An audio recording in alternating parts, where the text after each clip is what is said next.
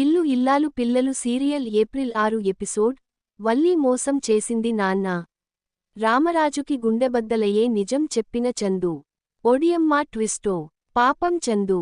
శ్రీవల్లి చేసిన మోసాన్ని తట్టుకోలేక తాగుబోతుగా మారాడు.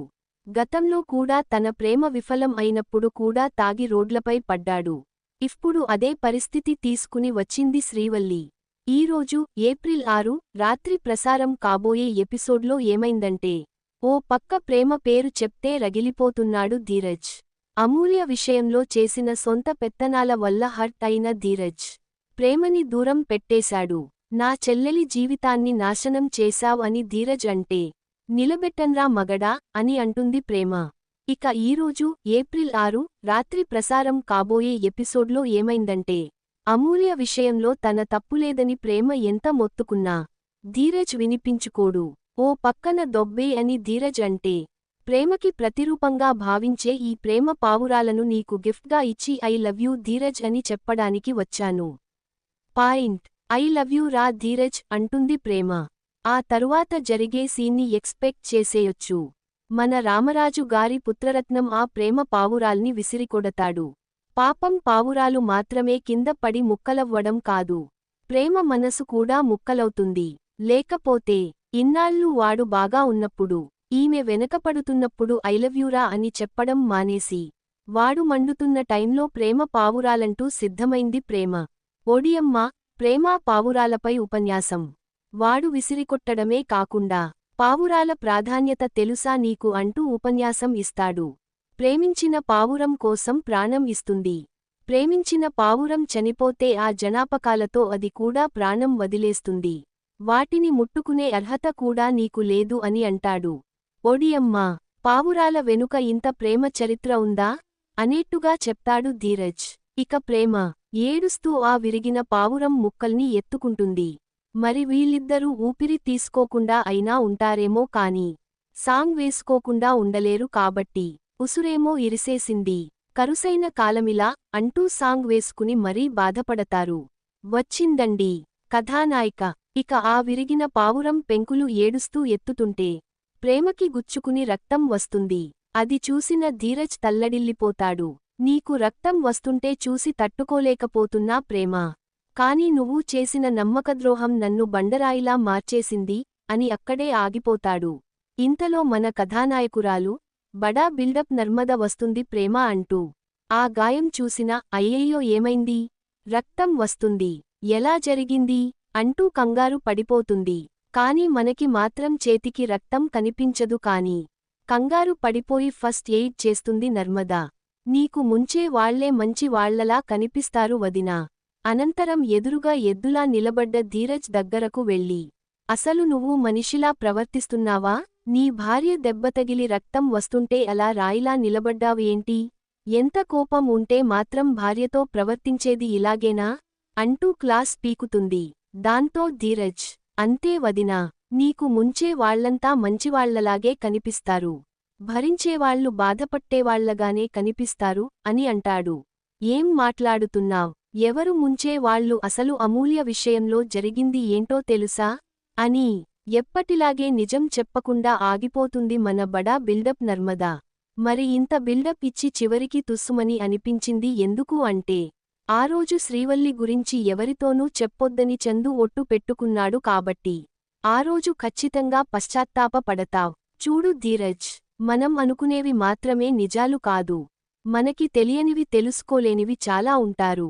అవి తెలిసిన రోజు నువ్వు పశ్చాత్తాప పడతావ్, తెలుసుకో అని అంటుంది నర్మద. ఇక ప్రేమ భోరున ఏడుస్తుంటే బాధపడొద్దని ఓదార్చుతుంది. ఆ వల్లి చేసిన తప్పుకి నువ్వు శిక్ష అనుభవిస్తున్నావ్, చాలా బాధగా ఉంది ప్రేమా, ఊరుకో అని ఓదార్చుతుంది. అటు వల్లి దెయ్యం పట్టిన దానిలో పగతో రగిలిపోతూ ఉంటుంది. ఇటు భాగ్యం ఇడ్లీలు. అమ్మాయి అందం మెచ్చి అంటూ చేతిలో మిరపకాయ బజ్జీలు పట్టుకుని స్టెప్లు వేస్తుంటారు. ఏమాట కామాటే కాని ఇడ్లీ భాగ్యంల జోడీ సూపరంతే. యాక్టింగ్లో ఒకర్నిమించి మరొకరంతే. నా కాపురాన్ని కూల్చేసి పనికిమాలిన ఛాలెంజ్లు చేస్తారా? ఈ బజ్జీ ఏంటి బేబీ, వయ్యారంగా నీలా మెలికలు తిరుగుతుంది, తీయగుంది, ఎందుకంటే నువ్వు తినిపిస్తున్నావ్ కదా అంటూ ఒకరికొకరు బజ్జీలు తినిపించుకుంటూ ఉంటారు. అది చూసిన శ్రీవల్లి పక్కనే ఉన్న చీపురు తీసుకుని వెళ్తుంది. తినిపించుకోండే, తినిపించుకోండి.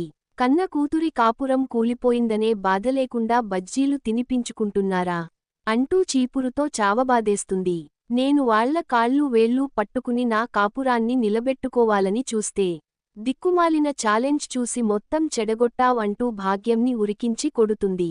కొట్టకే అమ్మడు, 10 రోజుల్లో నిన్ను మీ అత్తారింట్లో అడుగుపెట్టేట్టు చేస్తానని చెప్పాను కదే ఆగు అని అంటుంది భాగ్యం.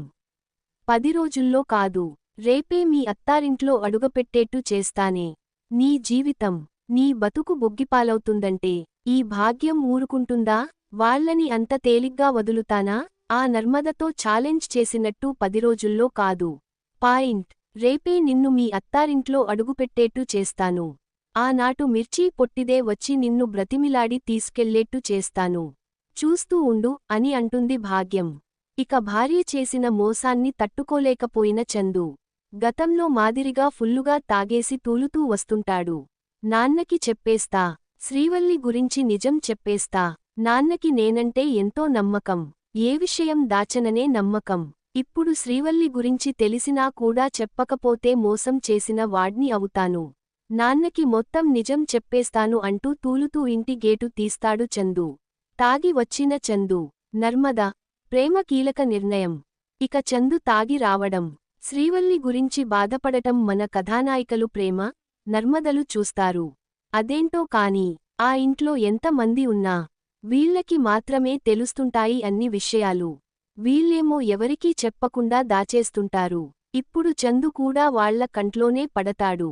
వల్లి చేసిన మోసాన్ని బావ తట్టుకోలేకపోతున్నాడు. ఇలాగే వదిలేస్తే బావ ఏమైపోతాడోనని బాధగా ఉంది అని తెగ బాధపడిపోతారు నర్మద, ప్రేమలు. వీళ్ళే చిచ్చు పెట్టి తిరిగి వీళ్ళే ఆయింట్మెంట్ పూయడానికి సిద్ధం అవుతారు. చందు బావకి నచ్చజెప్పి ఏదో విధంగా వల్లి అక్కని తీసుకొచ్చేద్దాం అని అంటుంది నర్మద. నువ్వు తానా అంటే నేను తందానా అనకుకుండా ఉంటానా అక్కా? సరే నీ ఇష్టం అనేస్తుంది ప్రేమ. ఏయ్ స్టడీ, డోంట్ టచ్ మీ. మీరు నాన్నని మోసం చేశార్రా. నీకు అలా కాదు అంటే ఇన్ని రోజులు బోర్డ్పై స్కెచ్లు వేసింది, ఇంత బిల్డప్ కొట్టింది అంతా తుస్సే అన్నమాట. ఇక చందు తాగి తూలుతుంటే ధీరజ్, తిరుపతి, సాగర్లు వచ్చి పట్టుకుంటారు. నేను ఆల్రెడీ పడిపోయానురా, ఇకేం పడతా, వదిలేయండి అని అంటాడు చందు. ఏమైంద్రా పెద్దోడా అని అడిగితే వదలండ్రా, నేను నాన్నతో మాట్లాడాలి అని అంటాడు చందు. తాగి వచ్చావు ఏంట్రా, ఏమైంది అని అడుగుతారు సాగర్. నువ్వు మాట్లాడొద్దురా, నాన్నని మోసం చేసిన నువ్వు కూడా నన్ను నిలదీస్తావా? నేను అర్జెంట్గా నాన్నతో మాట్లాడాలి అని అంటాడు చందు. రేయ్, ఏమైంద్రా? మీకు చాలా ముఖ్యమైన విషయానికి చెప్పాలి నాన్నా. ఇంతలో మన కథనాయక నర్మద, ప్రేమలు రంగంలోకి దూకి రేపు మాట్లాడుకుందాం, ఈరోజు వద్దు అని అంటుంది. లేదు, ఈరోజే మాట్లాడాలి నాన్నా నాన్నా అంటూ పెద్దగా అరుస్తాడు చందు. ఆ అరుపులకు రామరాజు వచ్చేస్తాడు. ఏంట్రా పెద్దోడా ఏంటి, ఆ బండి అలా పడిపోయింది ఏంటి, ఏమైంది అని అడుగుతాడు.